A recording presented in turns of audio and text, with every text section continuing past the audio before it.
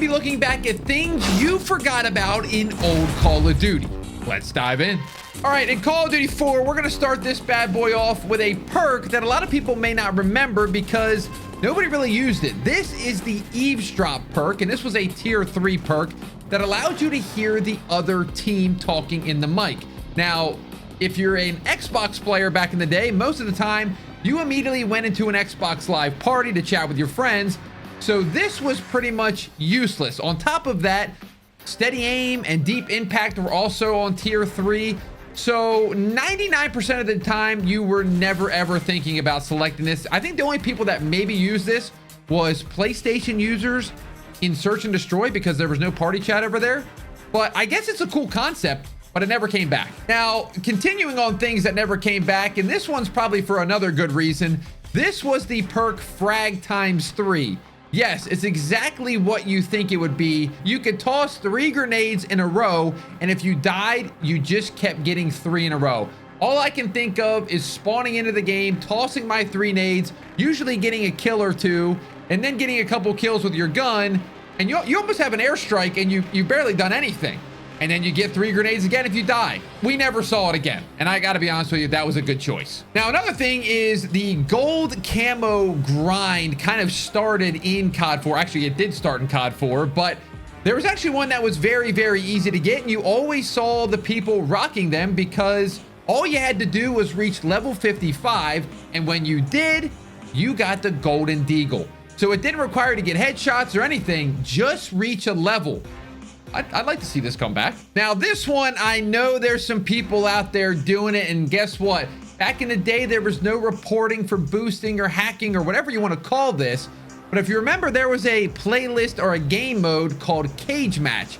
And if you joined in at the same time with your buddy, your friend, or somebody that you met online, you could join in the same game. Now, what's important about this is people used to camo grind, and as you know, headshots are a big thing in camo grinding back in the day.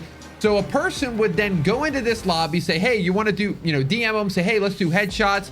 They would do 9 headshots, then you would do 9 headshots, and then somebody would get that final kill for 10, and you could repeat it as long as you wanted because you stayed in the same lobby. So a lot of people that were grinding camos back in the day, they may have been boosting.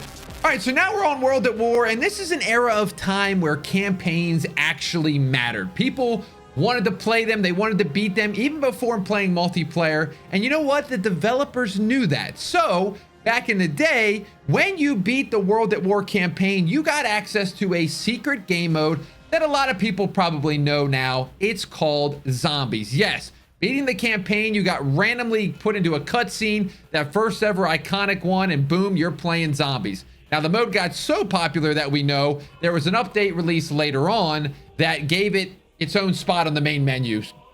Everybody loved it. Now, let's go talk about some multiplayer for a second.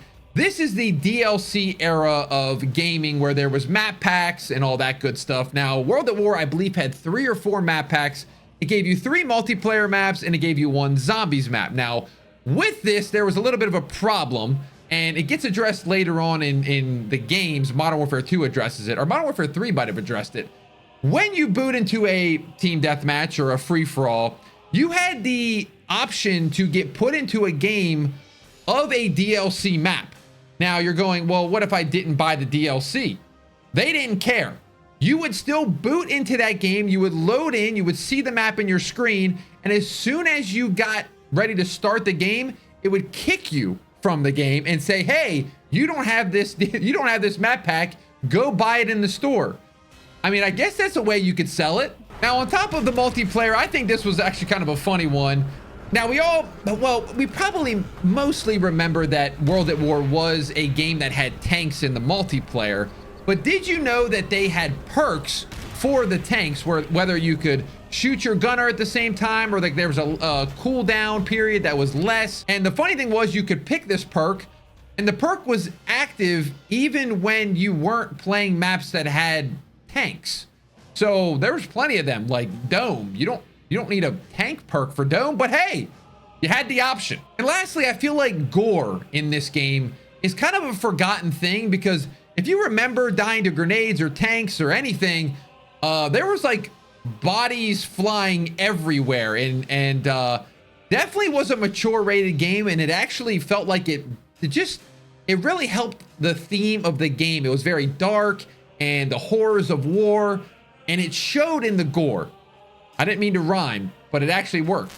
Now, Modern Warfare 2, we have to at least start off with the nuke. Now, this was the game that introduced the nuke, and this is all kind of tied in together with what we're talking about. Number one, it got added as a 25 kill streak, and it kind of brought in this community that who could get the quickest nuke. So I'm going to give a quick shout out to White Boy. We all think, I'm pretty sure he still holds the record for the quickest nuke in like 10 seconds or something like that. I still don't know how he did it that quick, but it brought in a new level of grind for emblems, because if you got a certain amount of nukes, you got an emblem, and we're going to talk about emblems in a second.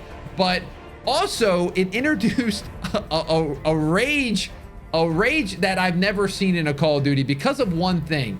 They introduced something called Painkiller, and it pretty much rewarded bad players. If you died a bunch of times in a row, you got rewarded something called Painkiller, and it pretty much gave you extra health for like 10 seconds. So people would get knocked off their nuke streaks because they ran into somebody with this death perk. Oh, that was bad. Now, going back to the emblems, most of you probably know about the spinning 10th Prestige logo, and you would see it in lobbies, and you're probably like, wow, how in the world can I earn that? Well, just know it's not actually possible to earn that. Someone that got into a modded lobby and got it put on their account pretty much. Now, some people got it by accident, they didn't mean to do it. But MW2 definitely introduced the modded lobby culture to Call of Duty. And if you go play that game nowadays, you probably could get the spinning logo because this game's hacked to shreds. And how could we forget the Commando Pro perk that just absolutely gave you the craziest insane melee lunge? I mean, it was so far that it led to these teleporting kills that I can't even explain. Now, there was one more thing that I wanted to talk about. There was a piece of equipment called Blast Shield. Now, this one is very weird because it kind of acts as Flat Jacket, which gets introduced in the next Call of Duty as a perk, but this wasn't a perk, and you had to activate it. So it wasn't just like it was on by default. I have Blast Shield, I can take some grenades and some stuns, but no, you had to hit RB on that thing to make it wake up, or LB or RB, one of the two. All right, so let's go to Black Ops 1, and let's start off with the introduction of dolphin diving. Yes, dolphin diving got added to Black Ops 1. It was the first time this was ever in a Call of Duty, and actually it was like a first movement change since Call of Duty 3 added sprinting. It was kind of the default jump, run, and crouch, and lay down. But now we have dolphin diving. Now, if you remember a mode called combat training, it was pretty much it was private match against bots, pretty much. And it actually had its own separate level system. So if you were playing multiplayer, regular team deathmatch with your buddies, normal online play, and you got up to like a level 55, if you loaded into combat training, you were a level 1. It was an entire realm to help you get better at Call of Duty. And they need to bring this back. Another mode that was super popular and introduced in this game was wager matches, but I bet you didn't remember all these maps were cut down. All the Black Ops 1 maps were cut down because it was a 6-player free-for-all. So you would get like Array, and Array actually played well because it was half the size. Then we have a perk, Last Stand, obviously. Phew, that was not a great addition, but if you had the pro version of Last Stand, you could actually revive people that went into Last Stand. Kind of our first introduction to reviving people like in Warzone. Then we had the Bare Bones playlist. This was a very simple one. Team Deathmatch, no streaks. Why would you play this? I'm not sure. And then finally, we got the introduction of theater mode. And we all know this was something that was so crazy. You got to relive your classic plays. It was a fun little time. Montages were made. And also there was a way to boost your account by watching certain films in the theater mode. So yeah. Now Modern Warfare 3 brought in a lot of cool things, and this one we want to start off with. There was like a community tab in Modern Warfare 3, and it was modes made by the fans. There was something like All or Nothing, Money in the Dank, and then Team Juggernaut. And honestly, I can't remember which mode it was, but a mode that was in this community tab was made into a official mode because of how popular it was. That's the way you listen to feedback. Now, on top of this, how could we forget about Call of Duty Elite, man? This was a new system, I guess, that you paid 50 bucks for up front. It gave you access to the DLC early. It gave you access to your stats. It gave you access to special skins and camos, but it didn't really work. And I felt like it only went like 1 or 2 years, but I always remember it getting pushed so much. And yeah, people don't want to pay that much on top of the game they already paid. Also, with this game, we got the introduction of strike packages, and this replaced kill streaks. Well, kind of, because there was an assault streak where you could get kill streaks, and then there was a support where you would earn these streaks over time regardless if you died, and then specialists where every kill you got kind of gave you a different perk, and then a certain amount of kills gave you just like all of them. And it was so good to go for Moabs and stuff with this. Now, did I get a Moab? No, but it was still cool to try. And lastly, we're not going to forget about the face-off playlist. This was one of my favorite things in this game. It got introduced a couple months after release. It was 1v1, 2v2, 3v3 modes, and they introduced it for free. They gave us 2 maps for free, erosion and a ground, and I think there was even map packs later on that you could buy. One of my favorite things that Call of Duty ever did, and I know it's come back in different ways, but this was the best way implementation, I think, of it, and I'd love to see it come back. Now we move on to Black Ops 2, and how could we forget this, guys? The 199 camos. There were so many iconic ones. Benjamins. We had weaponized 115. We had bacon.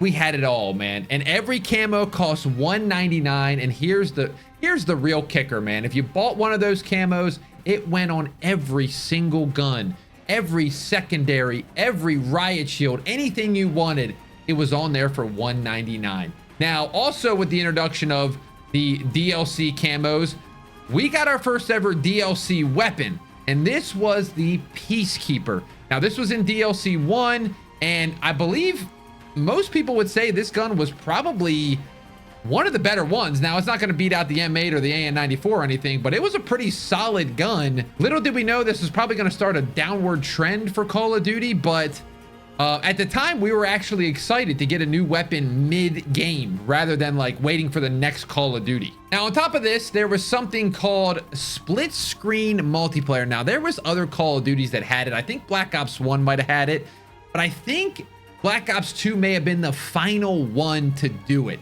And this was when you could play with your buddies on split screen with actual online games, and you would be a guest. So Tdawgsmitty, and then it would be like Tdawgsmitty 1.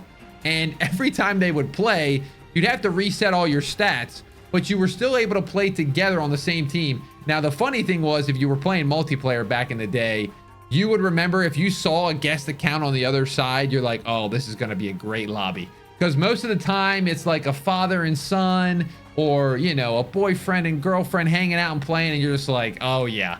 We're gonna get some streaks on these guys. Now, the last thing I want to talk about is the mode that I feel like everybody forgets about, and this was multi-team team deathmatch, or multi-team deathmatch. Pretty much it's team deathmatch, but there were 3 teams instead of 2. It didn't really work, I feel like. That's why it never came back, but every once in a while, maybe we could try it again. You know, it's weird. It's just a weird thing. I don't know how many players it was on each team. Was it 4v4v4? It might have been, but at least they were trying something different. Now we're getting into Call of Duty Ghosts, and we're talking about another mechanic. Now, remember, Black Ops 1 brought in the Dolphin Dive. This one actually brought in 2 different ones. This was the first Call of Duty to introduce sliding. Now, we have sliding now all the time, but this one, there was only dolphin diving, laying down, sprinting. We got sliding. On top of that, leaning. A leaning mechanic that I can't remember ever using more than 1 or 2 times. The only time I actually remember doing it, I think you had to fit, that was a gold camo. You had to do a leaning kills to get gold camo. That was the only time I did it.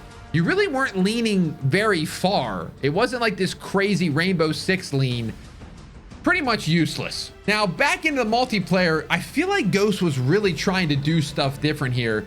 First, we had the dynamic maps, and this was when Battlefield was kind of crushing it with, you know, the tsunami happening in the map, and just the windstorm and all the fog. And so Call of Duty had a few maps, or Ghost had a few maps that they would change a little bit throughout. Now, nothing crazy at all. Really, the only one that changed the most was Strike Zone, and that was when you got a chem strike.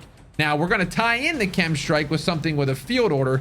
If you remember the little blue suitcases that would pop out when you got your first kill, when you went over that blue suitcase after taking out that guy, you would get access to a challenge, whether it was teabag somebody or knife somebody in the back.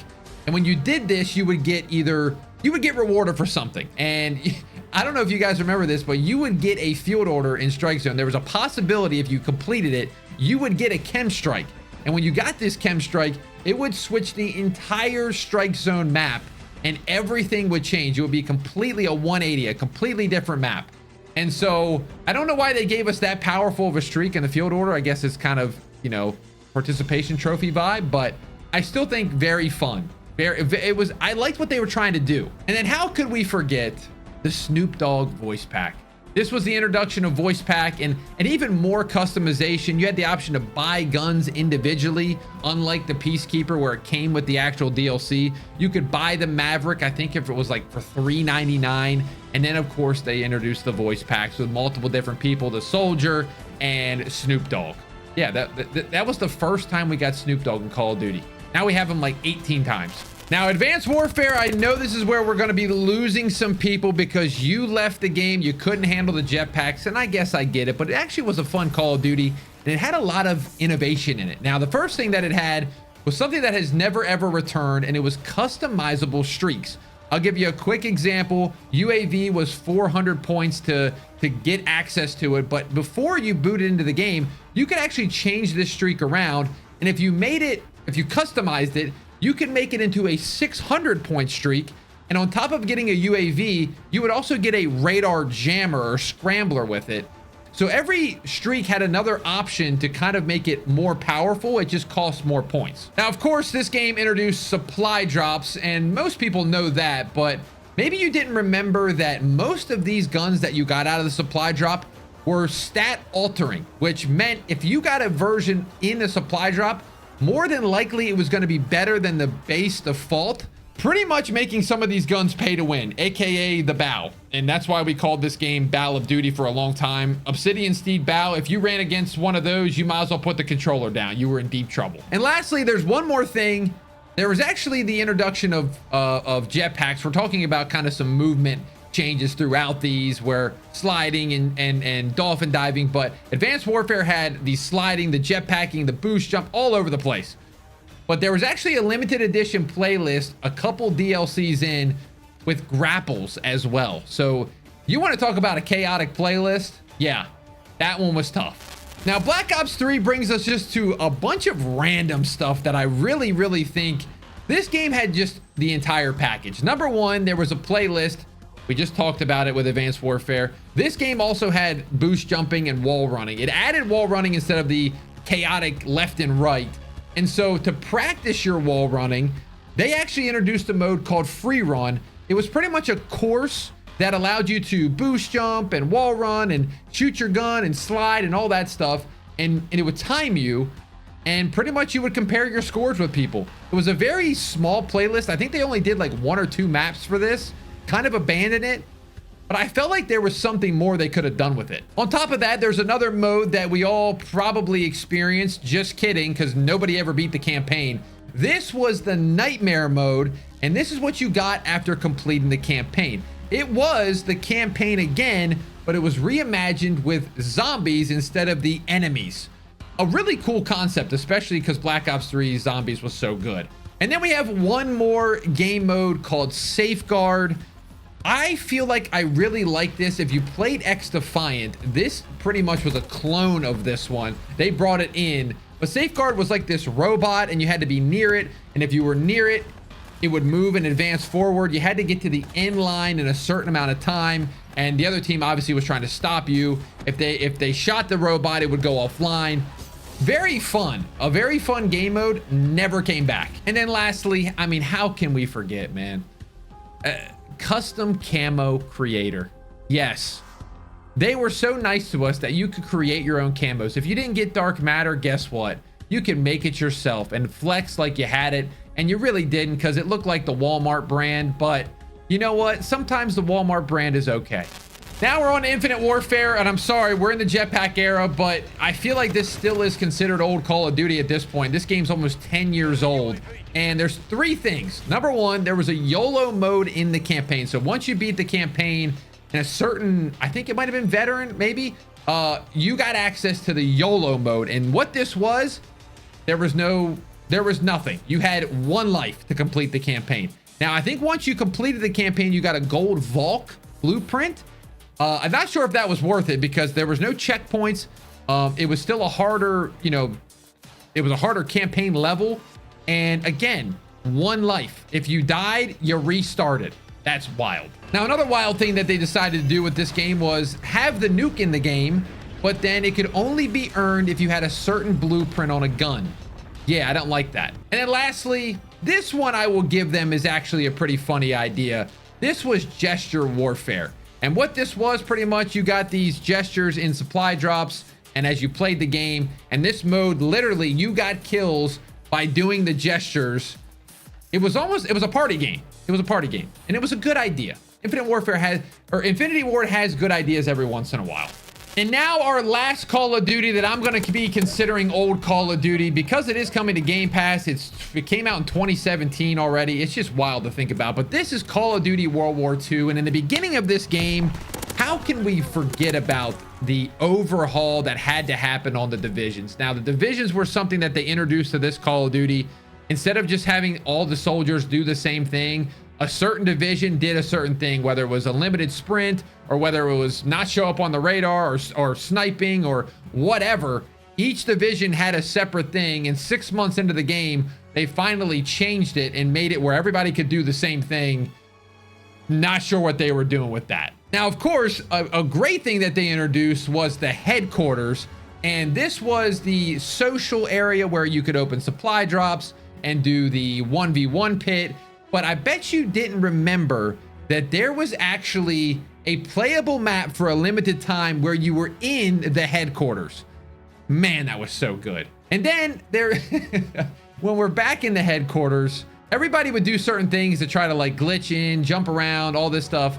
But the butt slide glitch where you could run around like you were Mario Kart, but you were just sliding. It was very simple button combo.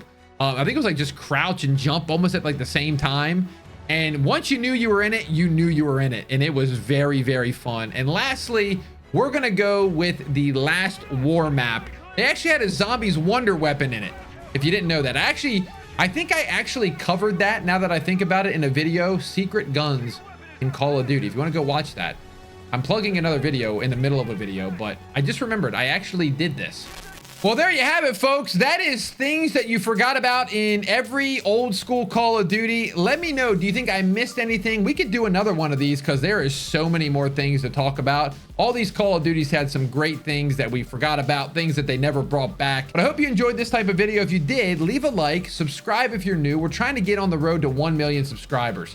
You know, last it was 500, now it's 1 million. We're just trying to move up in the world. But thank you all for the support. If you want to watch another video over there, we'll see you in the next one.